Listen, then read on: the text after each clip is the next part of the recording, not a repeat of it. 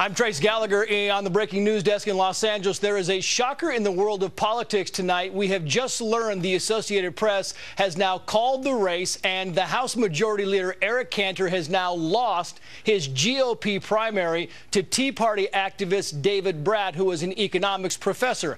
Let's get to our chief political correspondent, Carl Cameron, who's got more on the breaking news out of Virginia. Carl. Hey there, Trace. The Tea Party cannons are blasting triumph tonight. This was a bit of a surprise. The Cantor team was worried last week that they were seeing some ground movement for Mr. Brat's campaign, but in the last few days they were putting on a very, very brave face. Eric Cantor, after 2.5 decades in the House of Representatives, he became the House Majority Leader, the Republican leader of the House of Representatives in 2011. He was at times in the early part of his tenure as a leader under House Speaker John Boehner seen as the more conservative in the Republican leadership team. And tonight he has been defeated by David Brat. As you say, an economics professor at Randolph-Macon College, Mr. Brat had been aggressively campaigning against Cantor and the Republican leadership, arguing, as Tea Partiers have since 2010, that there has been not enough backbone in the GOP conservative leadership, too willing to cave in to the U.S. Senate, too willing to the democratically controlled Senate, too willing to not fight hard enough to repeal Obamacare. And now, after all this time, when many thought that the Tea Party was looking for a somewhat weak showing this year compared to past campaigns, they have scored their biggest trophy yet.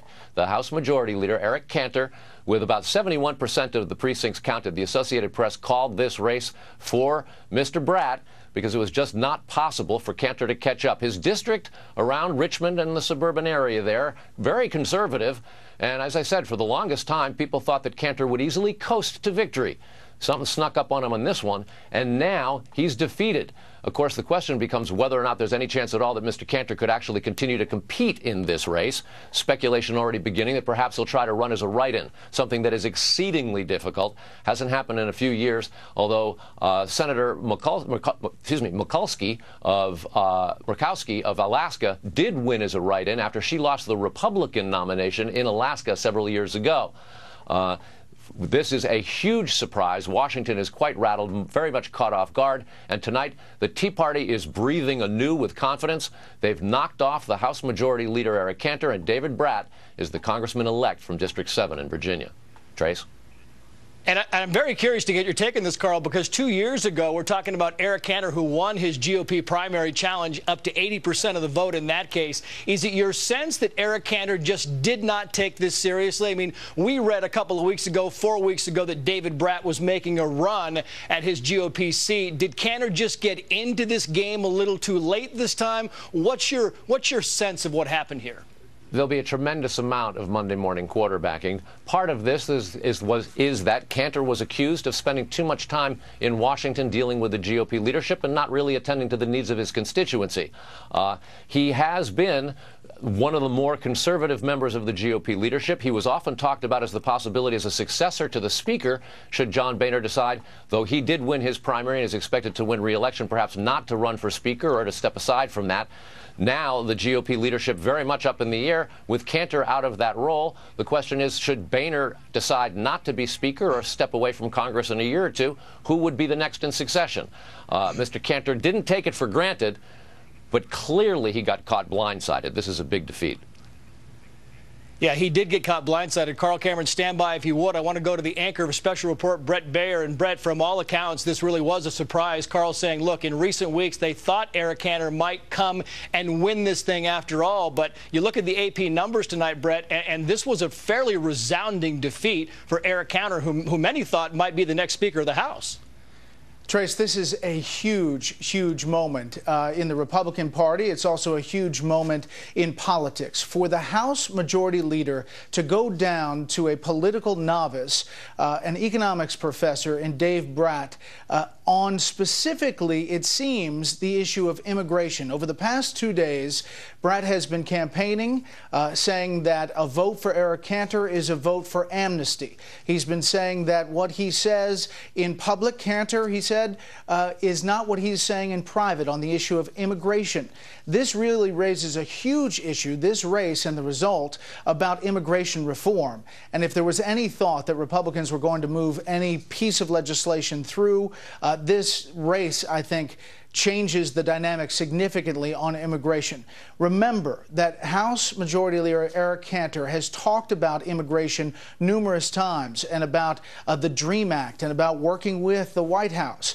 His opponent, Dave Brat, took that, ran with it, and got the support of some conservative talk radio hosts. He also got the support of the Tea Party in Virginia, and the turnout here is what turned the tide. It was thought that Richmond and the city of Richmond could somehow propel Cantor back into the lead, but the gap was too big. And we were hearing up on Capitol Hill about a few hours ago that this was looking like the votes were just not going to materialize. Also remember that primaries historically have a lower turnout, and that in this case is good for the opponent who now wins. Dave Brat, a political novice, little money, very little money compared to the $2.5 million that Cantor raised in this quarter. Very little money, and he takes down the House Majority Leader. Carl Cameron is still with us here. Carl, we talked about this on the show tonight, on Special Report. We mentioned this race, and you know the pushback was always immigration. Yep. And one of the things, it's a real dilemma for the leaders in this case.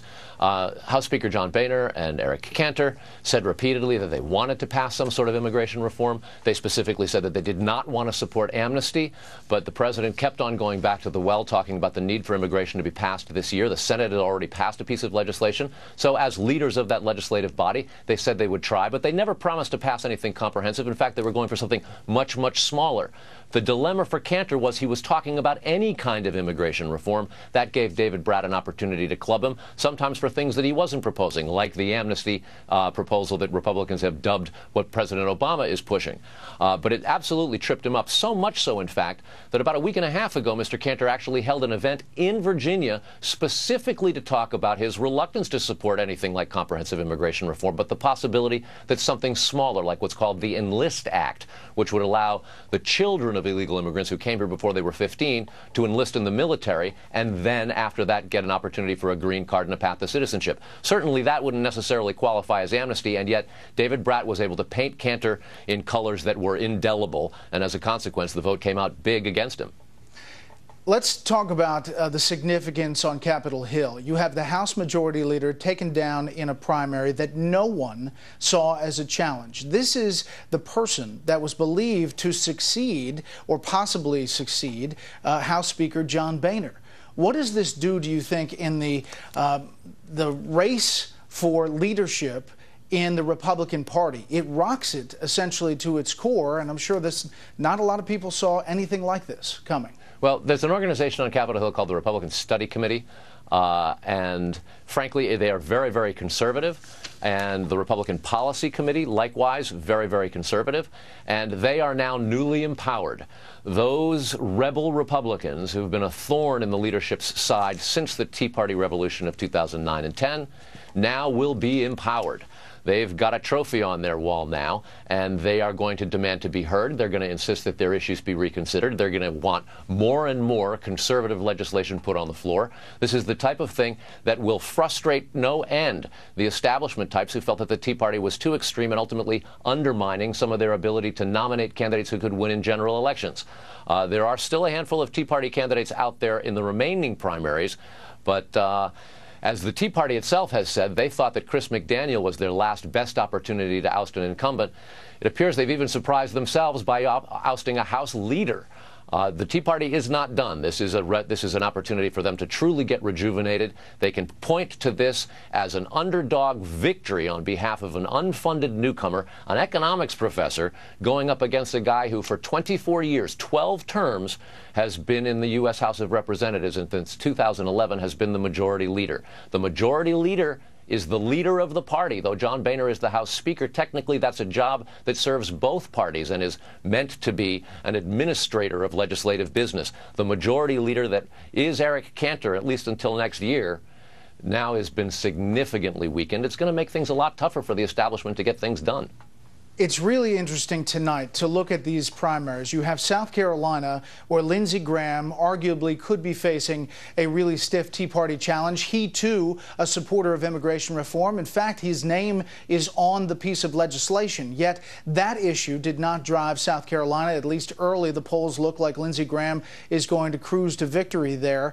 We're not calling that race yet, but it looks like those numbers are going to get for Lindsey Graham to win. Yet just north in Virginia, to look at the conservative outpouring for Dave Brat, who arguably no one was talking about on the political stage as being a real threat. Look at the check mark next to his name, the Associated Press calling this race, and it's not really even close.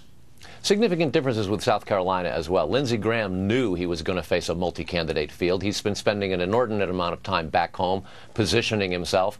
An awful lot of Republicans who knew that they would be facing a challenge from the Tea Party and the conservative right in the party essentially took a lesson from way back when the very first Tea Party victim fell. He was Bob Bennett of Utah. He lost his seat in a state convention. The winner of that convention, and now the U.S. Senator, is Mike Lee. But the other senator from Utah, Orrin Hatch, took a lesson from the defeat of Bob Bennett. And metaphorically speaking, Orrin Hatch put on a three-corner hat and started Tea Partying right away and has survived. Lindsey Graham took that lesson. It appears that Eric Cantor, in his majority leader position, either wasn't able or chose not to be as conservative as would have appeared to have been necessary to fend off this successful challenge from David Brat, largely based on the issue of immigration, one on which, while Cantor did say he was going to try to pass something, never said it was going to be amnesty. Didn't matter politically.